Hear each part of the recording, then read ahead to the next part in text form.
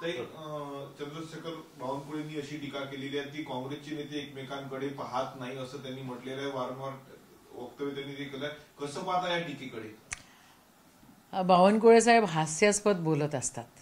स्वतः खुद के गिरेबान में झाक के देखो क्या हो रहा है. म्हणजे शिंदे आणि फडणवीस साहेब आणि शिंदे साहेब एक दुसऱ्यांकडे कुठं बघतायत? काल हुतात्मा चौकामध्ये काय सुरू होतं?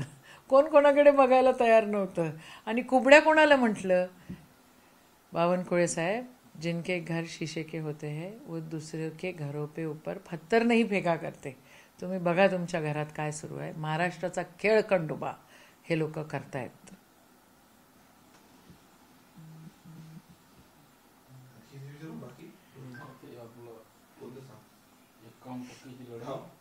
बावनकुळे म्हणतात की 51% लढाई आहे आणि सर्व ठिकाणी महायुतीचे उमेदवार विजयी होतील आणि मुंबई महानगरपालिकेनंतर महाविकास आघाडी राज्यात किंचित दिसेल. 51% म्हणजे पहिलेच मशीना मॅनेज केलेले आहेत का? काय गोळ घालतायत, काय कायदे केलेले आहेत, काहीही बडबडायचं, काहीही बोलायचं, काहीही सांगायचं. आहे परिस्थिती चांगली आहे. BJPच्या विरुद्ध वातावरण आहे. या ठिकाणी काँग्रेस आणि काँग्रेसचे जे मित्रपक्ष आहेत त्यांच्या बाजूनं वातावरण आहे. उगाच काही बोलायचं आणि काही प्रूफ करायचं आणि मग करप्शन करायचं असं नाही चालत. फ्री अँड फेअर इलेक्शन झाले. मी परत एक वेळा सांगते, फ्री अँड फेअर इलेक्शन झाले तर काँग्रेस आणि काँग्रेसचे मित्रपक्ष त्या ठिकाणी सत्तेत आलेले दिसतील. चोऱ्या केल्यात आता देव जाणो बाबा. ते नगरपंचायत आणि नगर परिषद निवडणुकी आधीच भाजपची सेंचुरी झालेली आहे. 100 नगरसेवकांची बिनविरोध निवड झालेली आहे. साम दाम दंड भेद, मसल पॉवर, मनी पॉवर याचा पुरा उपयोग भाजपा करताना दिसतोय. पूर्ण सिस्टम बिघडवून टाकलेली आहे. पूर्ण सिस्टम डबघाईस करून टाकलेली आहे.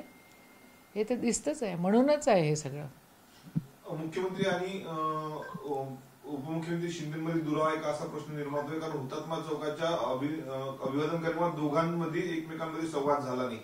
आहे, मी मगा पण तुम्हाला बोलले, आता परत बोलते आहे की बावनकुळे बडबड करत राहतात.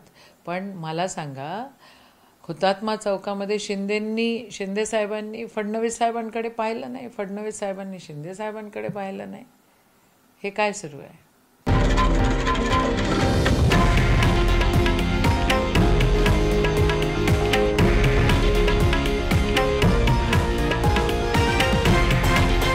हे आहे देशातील नंबर 1 न्यूज नेटवर्क आणि आपण पाहत आहात TV9 मराठी, एकमेव.